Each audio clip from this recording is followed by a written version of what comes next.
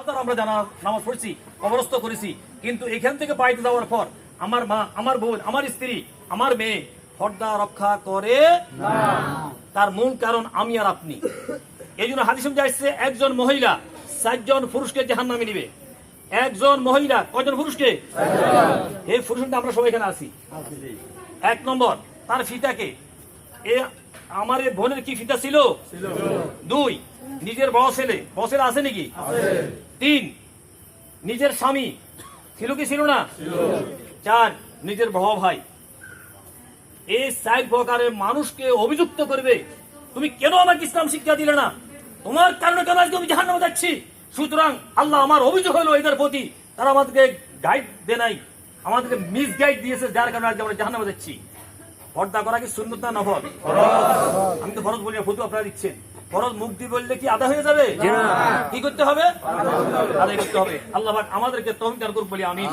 আগে বলছি বেশি আলোচনা করব না। 2 নম্বর মাসালা, সেটা হলো সদকা জারিয়া। যে হাদিসটা পড়েছি, সদকা জারিয়া বলা হয় ওয়ালাদিন সদকাতুন জারিয়াতিন, মানে এমন একটা আমল যেটা জারি থাকবে। মসজিদ, মাদ্রাসা, মক্তব, অর্থাৎ ভালো কাজের একটা কাজ করে গেছে, সৃষ্টি করে গেছে, তখন ওইটা যতদিন থাকবে তার আমল আমাদের ততদিন সওয়াব পৌঁছতে থাকবে। আর ওয়ালাদিন সালিহিন ইয়াদউ লাহু, নেক সন্তান। কি সন্তান? যারা নামাজ পড়ে না তারা নেক সন্তান না, যারা চুরি করে তারা নেক সন্তান না, যারা সন্ত্রাসী করে তারা নেক সন্তান না, যারা বদমাশি করে তারা নেক সন্তান না। বুঝি করেন কিন্তু না, এখন আমার সাথে বলতেছেন কিন্তু বুঝি করবেন। যারা সাদাবাজি করে তারা নেক সন্তান। আমাদের দেশে কি সাদাবাজ আসেনি? আছে। আমার ছেলে আসেনি? আছে। আমার ভাই আসেনি? আছে। আমার বন্ধু বান্ধব আছে নাকি? আছে। এরা কি নেক সন্তান না কুসন্তান? কুসন্তান। যে সকল মায়েরা কুসন্তান রেখে যাচ্ছেন, যে সকল বাবারা কুসন্তান রেখে যাচ্ছেন, কসম দিয়ে বলছি এরকম হাজার হাজার জনতা নয়, লক্ষ কোটি জন দিয়ে নামাজ পড়ল, তার কাজে আসবে না, আসবে না, আসবে না। ঠিক না বেঠিক? সুতরাং এখান থেকে সবক হাসিল করতে হবে, যাতে আমরা সাদাবাজি, টেন্ডারবাজি, বেনামাজি যারা নামাজ পড়ে না, এরা তো সবচেয়ে বড় নেককার। এটা কি বলেন না? এটা কি ওয়ালাদিন সালেহ ওয়ালাদিন সার। সুতরাং আমাদের সন্তানকে আমরা ওয়ালাদিন সালেহিন বানাইতে হবে। ঠিক না বেঠিক? 2 নম্বর আর এমন একটি কাজ, ইলমিন, এমন একটা ইলম যেটা দুনিয়া রেখে গেছে, যে ইলম দ্বারা, যে বিদ্যা দ্বারা, যে জ্ঞান দ্বারা মানুষ আল্লাহকে চিনে, রসুল চিনে, পরকাল চিনে, জান্নাত জাহান্নাম চিনে, এটাকে বলা হয় ইলমিন ইউনতাফাউ বিহি নাস। আলহামদুলিল্লাহ আমার এই বোন নিজের সন্তানদেরকে দ্বীনের জ্ঞান দিয়েছেন। যদিও মোশাররফ মিয়া আমার এই ছেলের মতো সন্তানরা যদিও মানে মাদ্রাসায় লেখাপড়া করে নাই, কিন্তু একজন আলেমের মতো মনে হয়। ঠিক না বেশি? সামনে বলা ঠিক না, তারপর বুঝানোর জন্য বলছি।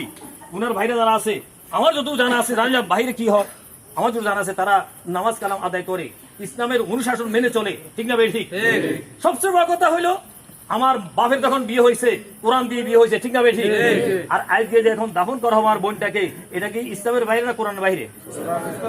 জি বুঝি উত্তর দিবেন, এটা কি ইসলামের ভিতরে বাইরে?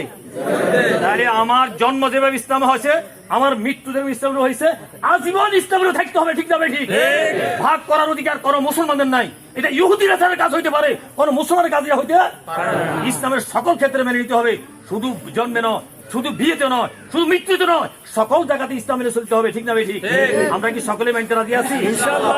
ইন্না সালাতি ওয়া নুসুকি ওয়া মাহইয়ায়া ওয়া মামাতি লিল্লাহি রাব্বিল আলামিন।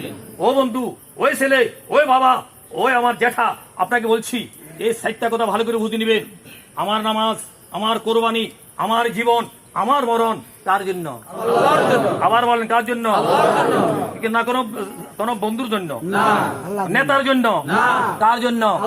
মানে আমার নেতা হইতে হবে নেককার, দিনদার, ফরজগার, কোরআনওয়ালা। ঠিক না ভাই? ঠিক। এর বাইরে কিন্তু খবর আছে না নাই? আছে। ভয় ভাই না, আমার কাছে কোনো কিছু নাই। ভয় মানে আমার কিছু না, খবর আছে মানে কি আমার কাছে কিছু নাই। অস্ত্র শস্ত্র, গুলি কিছু আমার কাছে নাই। খবর আছে মানে কি আমার কাছে খবর নয়, কার কাছে খবর? আল্লাহর কাছে। আবার চিন্তা করবো হুজুর যাইতে ধরুম কে রাখছে কিনা, বুঝার জন্য বলছি আর কি। আমার কাছে কিছু নাই, খবর আছে মানে হইলো আপনি আল্লাহর কাছে ধরা খাইবেন। ঠিক না ভাই? ঠিক। বন্ধুগণ, শেষ কথা, আমি জানাজা সালাতের ভিতরে সূরা ফাতিহা হই তাকবীর বলার পরে সুবহানাকা এবং সূরা ফাতিহা। অনেক আলেম রাগ করবেন, রাগ করিয়েন না, আপনি আমল করিয়েন না, কিন্তু আল্লাহ নবী সূরা ফাতিহা হইছে, আল্লাহ নবী সূরা ফাতিহা হইছেন, আল্লাহ নবী সূরা ফাতিহা হইছে। ঠিক না ভাই? ঠিক। লক্ষ লক্ষ সুবহানাকা এক পাল্লা রাখলে সূরা ফাতিহাকে আরেক পাল্লা রাখলে কোন পাল্লা ভারী হবে? আমি চ্যালেঞ্জ করলাম, এটা বুঝার জন্য বলছি আর কি। সূরা ফাতিহার পাল্লা ভারী হবে, সূরা ফাতিহার পাল্লা ভারী হবে, ঠিক না ভাই? ঠিক। সুতরাং আপনি না পড়লে পড়েন না, কিন্তু বিরোধিতা করবেন না।